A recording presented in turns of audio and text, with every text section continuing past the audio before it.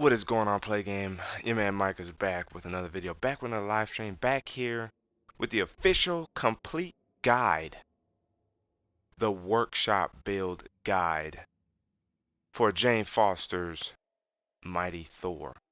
Or some call her Jane Foster, or some call her Lady Thor, or some call her Mighty Thor. Whatever floats your boat, we are here to talk about that. As you guys see, fresh cut up in the building, you know what I'm saying? Good, gotta look fresh. So hopefully you guys are doing well. As you guys see, we will be walking through the mind state, the ideas, the concepts, the tips, the tricks on how to build Jane Foster so that way you can get the most out of your hero. This is the second in the series of the workshop build guides or build workshop guides. The first that started it off, of course, was your man Tony Stark is enough hell. Iron Man was the first build workshop complete guide. This is now the second, as we have achieved 175 with Mighty Thor, and the third to be in this collection, in this series, will be Black Panther, who's currently at 171. So, shooting this, recording this on Labor Day, we know that during this time period we have up until the 15th to enjoy a quad XP boost. So that way you can get your champion skill level as high as possible for your heroes. It's been working pretty well. Black Panther's 114. Lady Thor's approaching 100. Cap is 32, but I know why. And then Iron Man's at 184. I don't have any other heroes, level 50, champion level 50 for Thor. No other heroes of mine I really have used that hard, especially prior to the power level cap increasing. It had really just kind of been Iron Man, but I would just kind of play around with all of them. But now with the incentive to level up everybody to 175, and with the cloning labs coming soon that requires power level 175 heroes, I've now been concentrating hero by hero, and when I'm finished with that hero, in terms of being able to get all the gear I can for the week, I switch to another hero and start building in the background. I've really only started that with Lady Thor. I would use Black Panther or maybe Hulk or a little bit of Cap in the background, but really more so Black Panther. And thankfully, because they gave us like 3 events for the second year anniversary of this game, I was able to level Black Panther up 12 power levels. He went from power level 159 to power level 171 in a matter of days. So I'm glad I was able to maximize and take advantage of that for my Black Panther.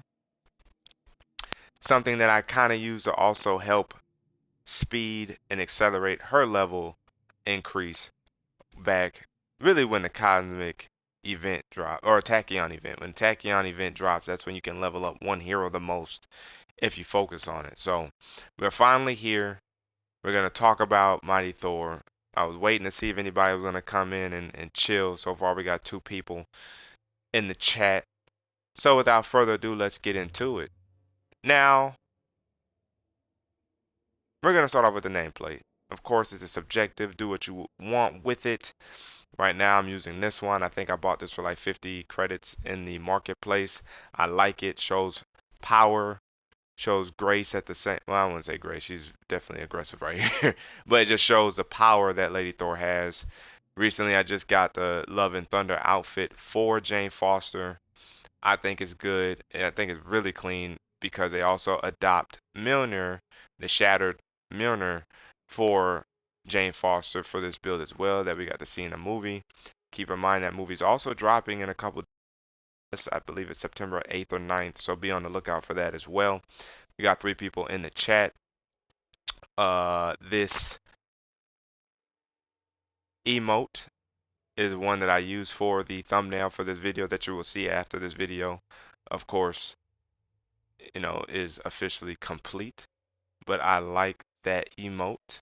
Now, as you see, my stats are relatively decent, right? Or really good, right? Heroic is at 15,000, just under 16,000. My ranged and my Melee are a balance between the two.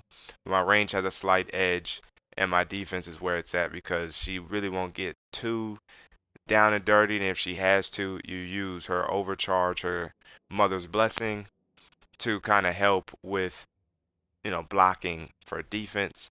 But there's a reason why my ranged has the edge over my melee for her, and that's because she's better for range. Thor is better for melee. Now you can argue Thor is still going to be good with either one, but between the two, Thor and Lady Thor's skills are primed for her ranged abilities for throwing that hammer. So that's what we're going to keep in mind when we discuss this build for Jane Foster. Now, of course, you see I got 12 takedowns. I got a lot of these when I got the outfit for her because they had a bundle. So I took advantage of that to get a lot more takedowns for her. And as you see, the challenge card is completed. So we're done with all that type of stuff. We're going to get into the gear artifacts in a second. We're going to go into the skill trees now. So that way you guys can really get the nitty gritty for Jane Foster. Now, of course, in order to really maximize anything, make sure you get all of her gear. All of her skills here. This is hero level 50 before you reach the champion skill level. So make sure you get all of that.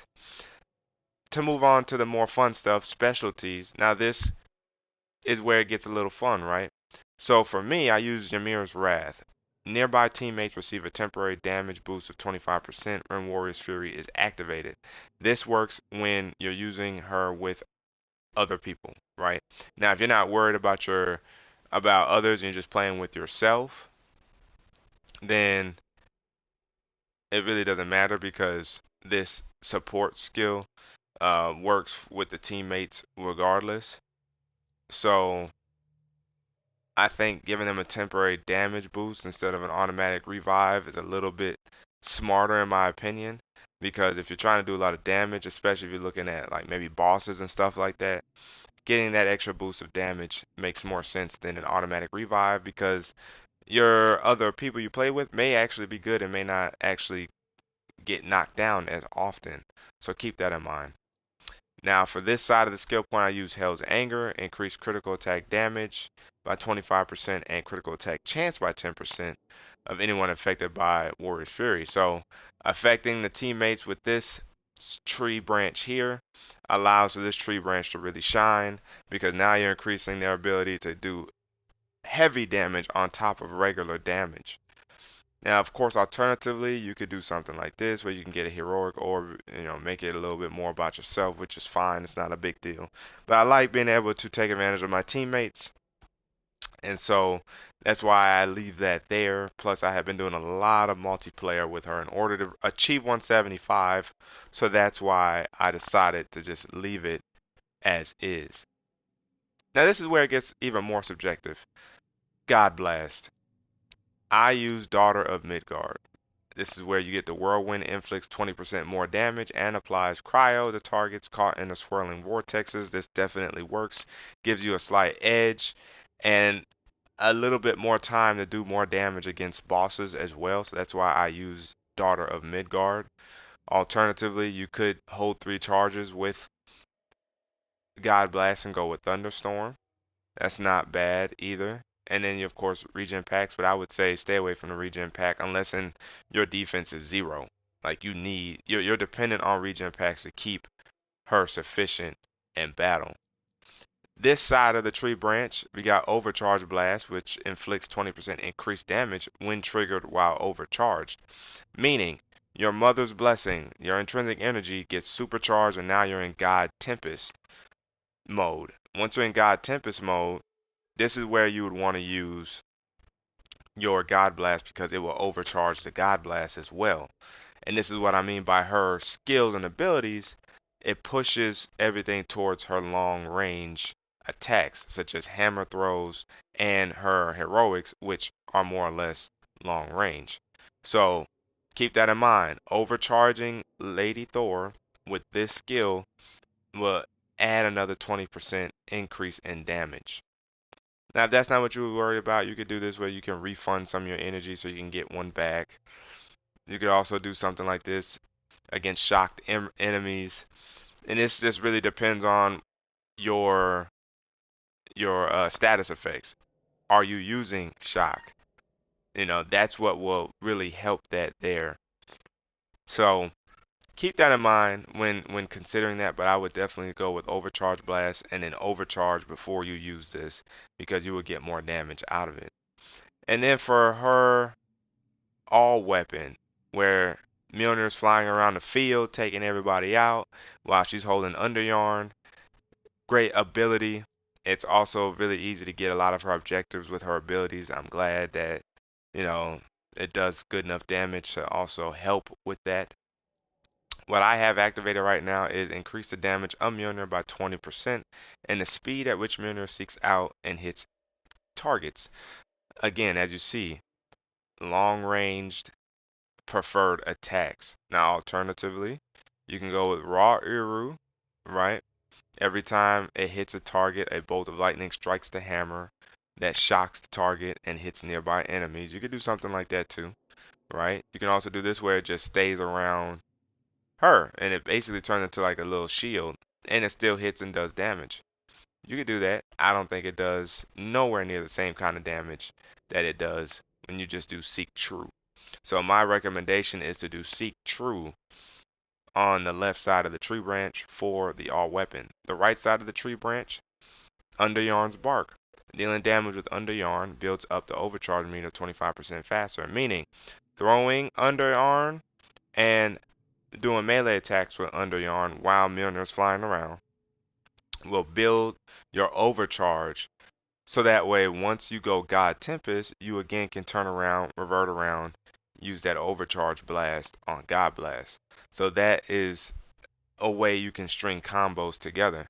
Now, of course, if you need health, you got your regen packs, you got your heroic orbs, but I would say go with that damage. Go with that damage. We got 4 people in the chat. Hopefully, you guys are doing very, very well. Now, moving into the Masteries. This is where it gets kind of fun. Here, I have stun damage because of the Claw Raid primarily. If I wanted to, I could turn around and do increase the impact on signature attacks, making them more likely to interrupt targets. And then I can, of course, increase the damage of all power attacks by 15%. I'm going to go back to that because with Jane, there's a very good chance I'm not taking her back into that claw rate anymore. I'm waiting on the cloning labs. So I'm switching that back to get more damage out of my power attacks, holding triangle, holding square for those on PlayStation, right? Holding your attack buttons to get that power attack to get that increased damage. Additionally, increase damage from combo finishers by 15%. So she's going to be solid with the hammer regardless. That makes up for some of my preferred long-ranged abilities, skills, and gear because my hammer is not going to get as much, but it will through my skill tree. Now you can increase the critical attack chance if you want to from air juggling. That's up to you. You can, if you like throwing a hammer and swinging your fists around and swinging your legs around and head button. In the case of Thor Odinson, then of course go with unarmed attacks. But I'm good. I use my hammer way more than not. And then also here, I prefer heroic orbs with my takedowns, so that way I can get my God Blast back, I can get my Warrior's Fury back, or my all weapon back. Use those on command. Now, in terms of my ranged abilities, this is where it gets fun. Increase the target range on hammer recall to ensure that it always hits a target when recalled. I like that because it does hit people on the way back and it's fun watching it ping pong. Alternatively, you can do this where it increases the number of targets that it can be marked with Seeking Mjolnir by 2, right? Or you can untargeted range power attack will attempt to seek out a second enemy to pin. Now, I'm not a big pinner. I don't pin a lot with her, so I like this targeting range. Make sure she's hitting something on the way back. Critical return. Interesting. So Thor Odinson has a skill called crit throw for his hammer throws to give him a little bit of addition to his hammer throws because a lot of his stuff is a little bit more tied to melee. In her case, critical return allows for her to kind of get a similar ability back that's like Thor Odinson's crit throw. This increase the chance the hammer will inflict critical attacks on return flight. Meaning those enemies that it hits on the way back, you have a 35% increased chance to land critical damage. That's fire. That's a beast. Now, you can increase the hammer throw and recall speed if you wanted to with high velocity, or just break guards with it regardless. But I find that her hammer breaks guards anyway, so I'm gonna go with the critical return. I also increase the damage of Starfire by 15%. Beam of Starfire is when you're flying and you hold R2 and she shoots that beam of light. For some reason, I just thought, well, Starfire from Teen Titans. But yes, that blue light, that's I increase the damage of that there. You could reduce the intrinsic cost of it if you wanted to, or you could also do flying shots, where bolts of lightning shoot out at nearby enemies. So take your pick, but I prefer to increase the damage of Beam of Starfire.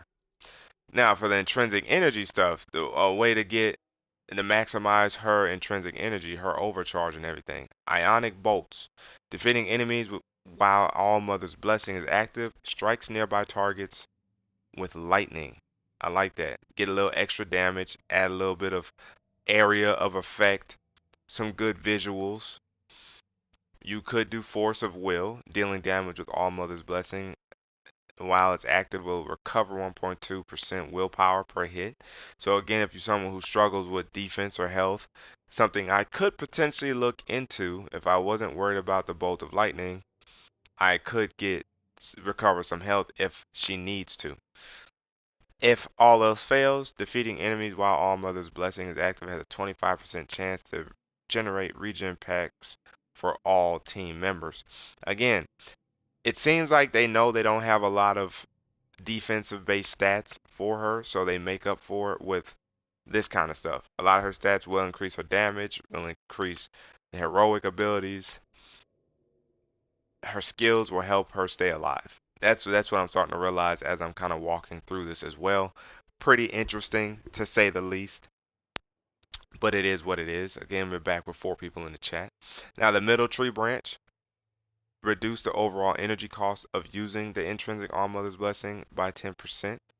This is, do what you want. Performing a perfect dodge grants 30 points of intrinsic All Mother Blessing energy.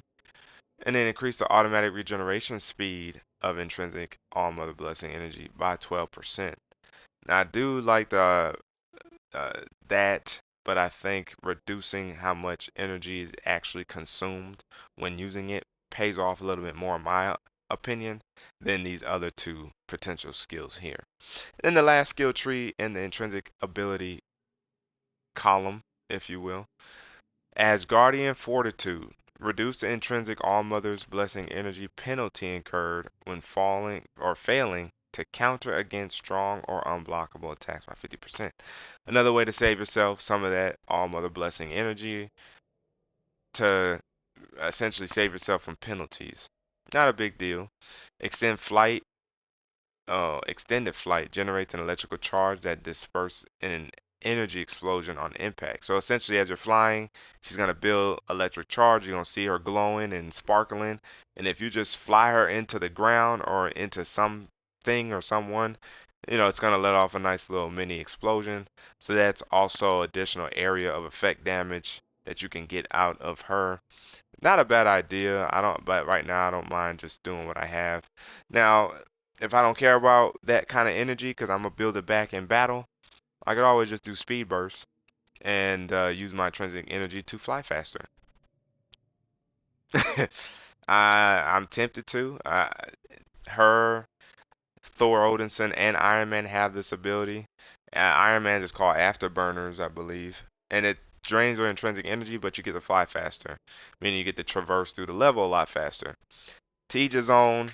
To me, it's not as big of a deal. Oh, my camera moved. Not as big of a deal, so I'm not tripping on it either way. I think I just prefer to see how much of my intrinsic energy I can reserve and not lose. So that's what I'm gonna do there. And then intrinsic overcharge, overcharging, right? So increase the attack of all thrown weapon attacks by 10% and damage of shockwaves by 15% during God Tempest. Shockwaves is when you throw the hammer and it pins somewhere, or it essentially, I think it has a pin somebody, or you might be able to just throw it on the ground and you tap R2, or you tap that button, and shockwaves of electricity, lightning will fire from it, which does damage. You increase the damage of that with this as well as your thrown abilities. This is what I mean by the skills helping out her long range abilities, making her more long range focus than melee. The funny thing is, though, you need to do melee attacks in order to build up the intrinsic energy and to activate God Tempest. So it's kind of funny. It's was it quid pro quo? You need one for the other, is what I'm trying to say. Now, what else could you do? Increase the duration of God Tempest by 3 seconds. You could also reduce the energy of overcharge, reduce the amount of overcharge energy drained when taking damage. Not a big deal. I like the charge damage. The middle branch here, Tempest Recharge, triggering God Tempest. Oh my lord. Instantly refills the intrinsic meter and increases the intrinsic regeneration by 25%. So essentially, you already get a quarter of your intrinsic energy back when you activate God Tempest. So you're not left high and hanging. I like that. The Tempest Recharge. If you don't like that, you could do while God Tempest is active. Increase stun damage of thrown weapon weak point attacks by 25%. Now this is something if you did take her into the raid or an enemy that needs stunning, if you do Tempest Stun and then you switch your combat skill over there to stun with attacks as well, you increase your ability to stun with Jane Foster. So that way that speeds up that process as well.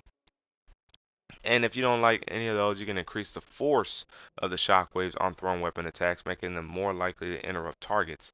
Not a big deal. I prefer Tempest Recharge. Give me my intrinsic energy back after I activate you. That's what I like. And then the last tree within the mastery, you have Goddess Shield that I'm not using. This reduces damage taken by 15% while God Tempest is active. Again, a good defensive skill.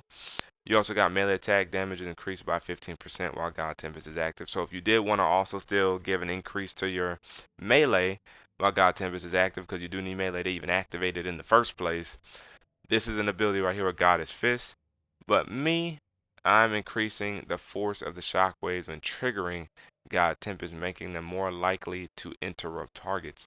And the reason why I chose this over melee as of right now, but I wouldn't mind switching it to melee. I'm not opposed to it. But look at the damage and the impact from this. They're both high. That's why I like Goddess Force. Now I don't mind Goddess Fist because as I'm going through this right now, I might switch this over just because I do know you do need that.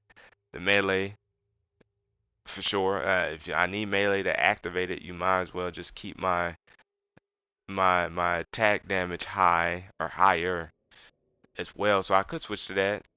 If I'm gonna switch to it. I'll switch back if I'm noticing my shockwaves aren't doing what they were supposed to do. But I think I'm gonna do the Goddess Fist, and if I don't like it, I'm coming back to my shockwaves.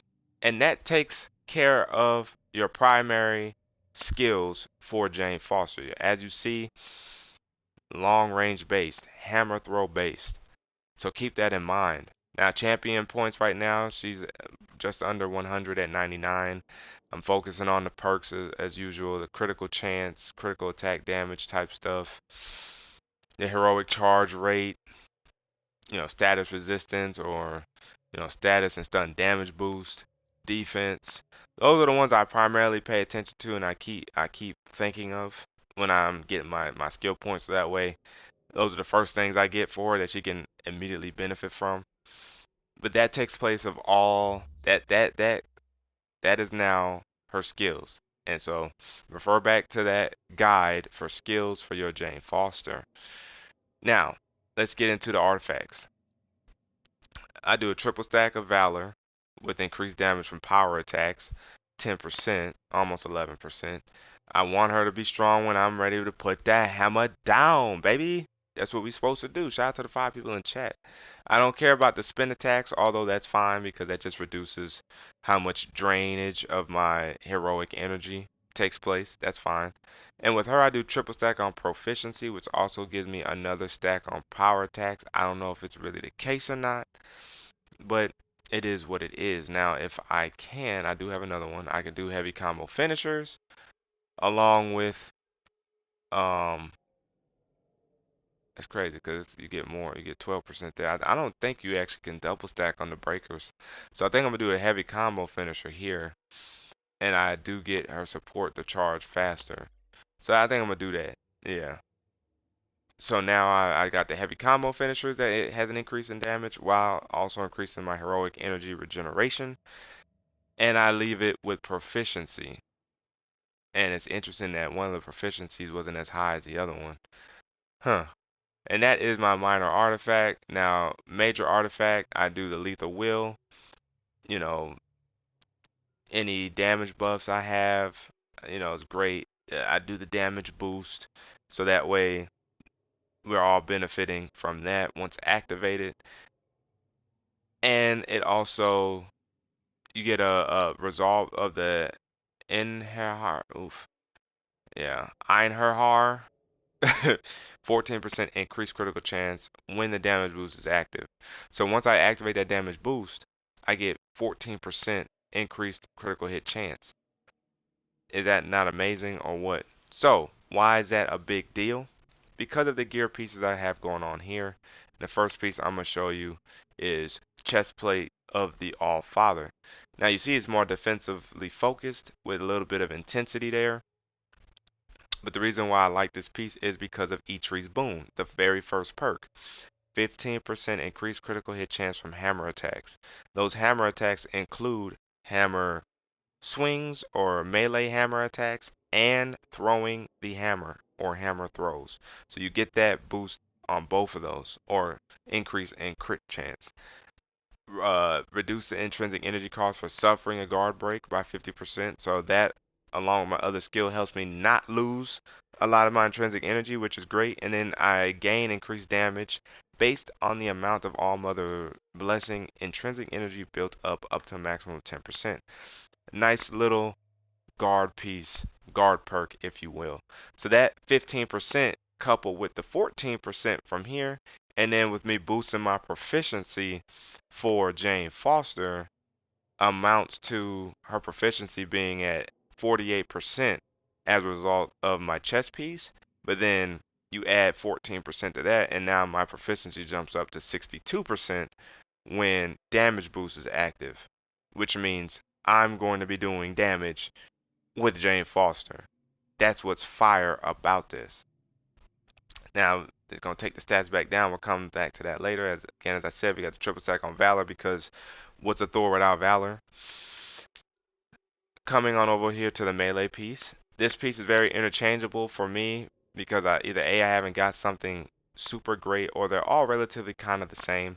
But I use the discordant van braces that you can get from the Vibranium Corrupt event. Uh, you know, that takes place like every 4 weeks or whatever. You can get it from there or through the raids. This piece gives me a sonic conduit, so if I'm receiving it, um, let's see, attacks that are infused with any status effect deal 15% more damage. It's sonic based, so light combo finishers and melee power attacks would do sonic damage. And I increase the chance of staggering an enemy with sonic status effect. My long range piece, right, or my ranged piece is Discordant Binding Elite, and this you're really only going to find in the Elite Claw raid. Pinning an enemy spreads cryo, range attacks deal vibranium, and I get Eitree's Breaker, which gives me a 26% increased damage from hammer attacks. So those hammer attacks include hammer throws and melee hammer attacks. So that's why I'm using this. So getting those E-Tree perks are beautiful for Jane Foster because that's how you increase your ability to do damage. I talked to you guys about the chest plate of the All Father. And then the Discordant Clasp.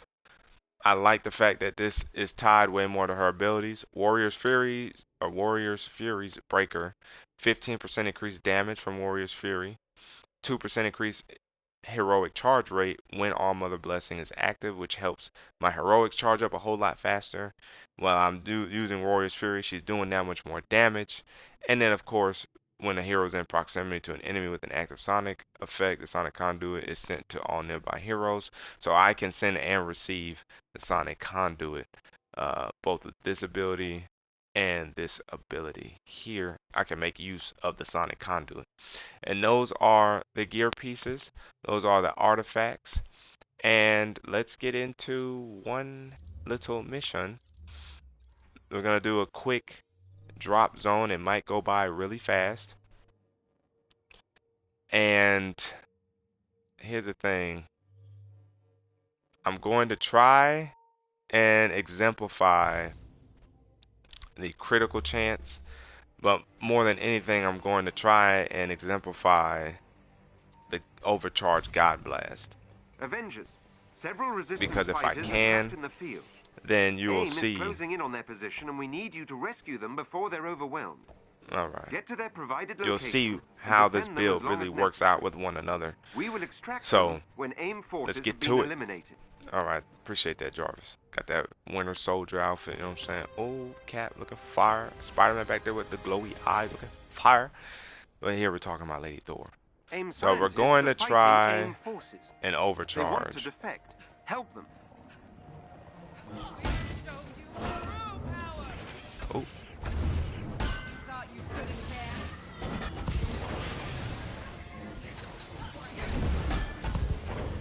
ooh. Well, I don't know if it's gonna happen here.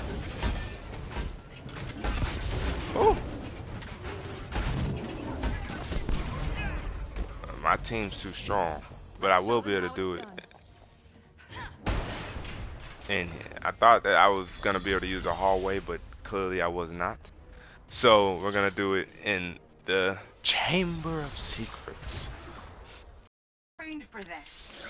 So once I activate God Tempest, you're gonna see a whole different. Okay.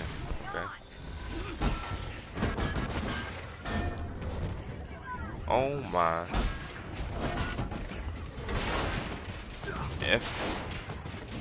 Oh, I'm too strong.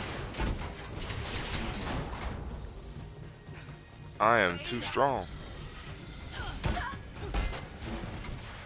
Oh!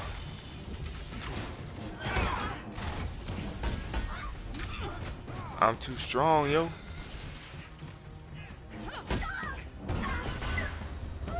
She's too strong.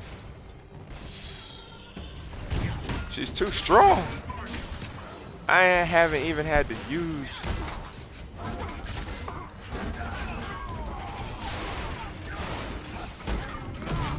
I'm almost there.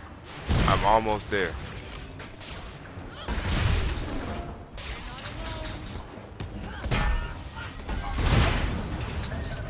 I'm overcharged. And then once I want to let this go, oh, no, you know what, let it. Bada boom, baby. Oh! Oh! Y'all was about to see something right there. Alright, so as you guys saw, it because she's so strong, it's hard to overcharge her, at least in a drop zone. So what I'm gonna do is we're gonna run back through this drop zone, and I'm just gonna show you her abilities to throw the hammer. I don't like doing the whole harm room thing. I just go straight to a real event. The resistance will surely succeed with you watching their backs. Watching her back. Let's hit the Eastern Seaboard again. Let's go back here. The reason why this is a great place to exemplify this is because it's concentrated. It's not super spread out or unnecessary to maneuver and traverse around. It's straight to the point. So I'm going to now exemplify her being able to throw the hammer without overcharging her. No overcharge. AIM is closing in on their position, and we need you to rescue them before they're overwhelmed. Get to their provided location and defend them as long as after I show you a couple hammer throws, I'm going to activate the damage boost so you can see how fast and how often she gets crit chances. And as you know, crit chances are highlighted. The numbers, they're highlighted in like that lime green. AIM scientists are fighting AIM forces. They want to defect. Help them. See, that's not a crit chance. That's not a crit chance. That was static, if anything. That's not a crit chance. That's not a crit chance. And I'm probably not gonna get it because they don't have enough health.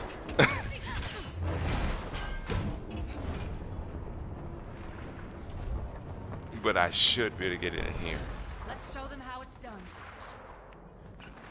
Let's show them how it's done. Alright, alright, alright. We got 5 people in the chat. Hopefully y'all doing well. Help those scientists defeat AIM's forces. Damage boost. Oof.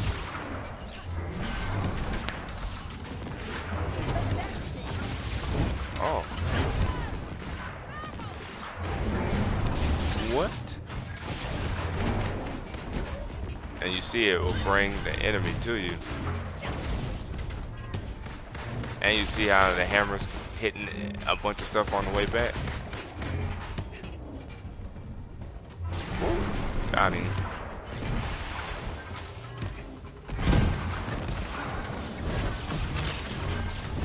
They're not helping me out though with all these weak enemies. You may not see no crit chance in here because I don't have strong enough. Now, once I get me another X, ooh, okay. Oh. Oh, you thought you had somebody. Oh, you thought you had somebody again. There's a crit finally, 162,000.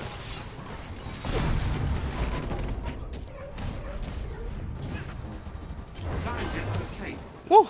That took a little bit, but you see when she gets the crit, you see how it doggone near quadruples, 162,000 damage on a throw. That wasn't no special throw or heroic. That was just a throw. Jane Foster's a beast. So this is the complete guide. Good job, Avengers. To Jane Foster's Mighty Thor. And how you can the build a super nice and clean, competent hero build that you will have fun with, and you don't have to overly depend on anything. This build gives you versatility.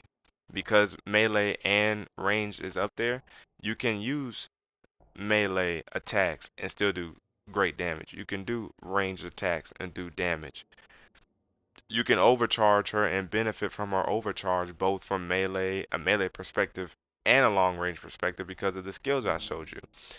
Increasing melee damage while overcharged, and for her overcharge, increasing range attacks. So she has the benefit of both sides from that perspective. And when you're overcharged, your heroics benefits such as God Blast, where that can be overcharged. You can also have perks that increase her support heroic, her Warrior's Fury, so that way you can benefit from Warrior's Fury now doing additional damage. You got All Mother's assistance, which helps you recuperate your heroic abilities and skills, so that way they are readily accessible when you need them. And then of course All Weapon, that's no joke. It's 2 weapons. It's a 2 weapon for 1 special.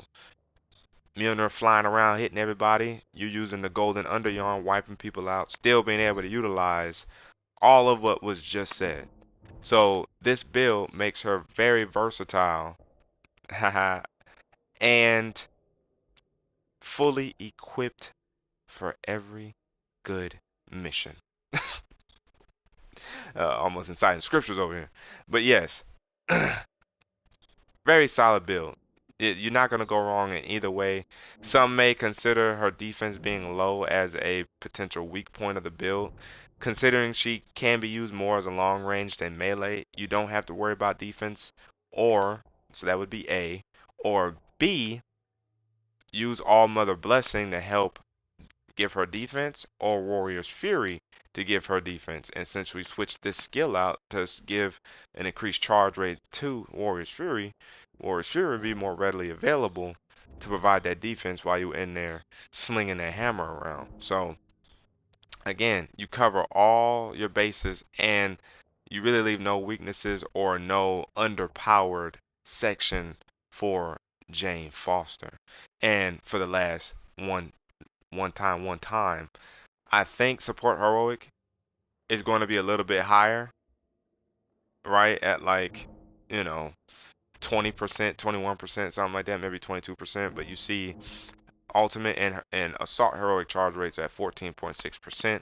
Intensities at 89%, meaning that, you know, the stun status meter damage is just under 70%, which is very solid still. That means only a few hits and you will have them completely, you have the status effect completely built. Resistance is okay, right? Resolve is okay. They could be better, but they're all okay. Valor is fire at 378. And it's only at 378, and you see how high it is, 16,000. 378 on an Iron Man or something like that, and it's barely pushing 4 or 5,000. Critical damage is 362%, so essentially tripled and a half, and that's what you saw with that crit hit. Normal damage is 50, 60, 60%, and then that crit chance came in, and it jumped to 156, 160%, 162,000, just over that to be exact. So Valor on point, proficiency 48%, perk chance 40%, fire precision is at 303, giving her a monstrable advantage with the hammer throws, and then of course might not being left behind at 190, doing 1600 in terms of damage. Jane Foster's built, baby. This is the Build Workshop Complete Guide for Jane Foster's Mighty Thor, or Lady Thor for short. Let me know down in the comment section below what you guys think about this build. What are some things that you've done for your Lady Thor build? What are some things you found in this video that actually benefited you for your build? In terms of gear, as you see, most of the gear, if not every single piece, except for Chestplate of the Allfather, which can be found, I believe, either in a, I don't want to say vault. It could be found in a priority mission. Basically, yeah, priority mission, maybe flashback, elite villain sectors for sure. So vault, I want to say vaults, elite villain sectors, priority missions is probably how you're gonna get this piece. It took me a little bit to get this one, and get the one I wanted. But the rest of the pieces that I'm using is all in the raid. If you want to look at some of the other gear I have, it's still going to be more raid-based gear. Gauntlets of the Storm is with the Tachyon event. Omega Van Braces is with the OLT, and it's going to be no different here as well. Everything's the same there. Any other chest pieces that I have, you're going to see discordant pieces, an Omega piece, and the chest plate of the Thunderer. Decent piece as well. Not my cup of tea right now. And then Cincture of Asgard, Scion, essentially the same places I mentioned before, where you will find these kind of gear here. Girl of the Thunder, same thing. Vaults, priority missions, flashback missions, elite villain sectors. That's where you're gonna find those hero-based name gear pieces. So if that answered any questions for you guys there, that does. Hopefully you guys appreciate and enjoyed that. If you guys want to see her in action way more often, I have several other streams up on the channel of me using her way more in depth because we're using her, building her, you know what I'm saying, leveling her up. So check those out if you want to see more of her in action, because I really haven't changed anything. And only on here did you see me switch this piece out, but it was still the same stats. I just switched the gear perks around, but it's the same stats, triple stack on proficiency. She's a beast. And the proficiency really just helps her do high damage. Also, at the end of the day, it makes her way more proficient. So, can't go wrong with this build. This is Lady Thor. Hopefully, you guys appreciate and enjoyed it. Again, if you guys haven't already, make sure to hit the like button, subscribe to the channel, hit the notification bell so I miss my videos on my live streams. So I would sit back, like, see what's crap.